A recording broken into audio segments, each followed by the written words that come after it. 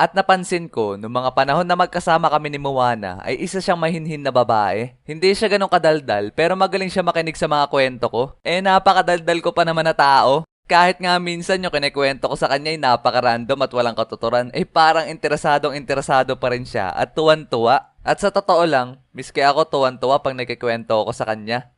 Pero makalipas ng ilang buwan, nagkaroon ng problema. Ang salimuot kasi ng buhay ko doon sa pinagtitiran ko dati sa Laguna. As in, hindi ko na kinaya at hindi na rin kinaya ni mama. Kaya pinapaalis na ako ng mama ko doon at pinapalipat niya na ako sa ibang school. Kaya kinabukasan kinausap ko si Moana tungkol dito. Nahihirapan pa nga ako noon na sabihin to sa kanya. Kaya nasabi ko lang to noong mga pahapon na.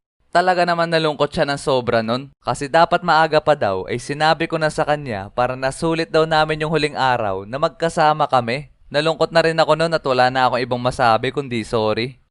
Pero makalipas na matagal na panahon,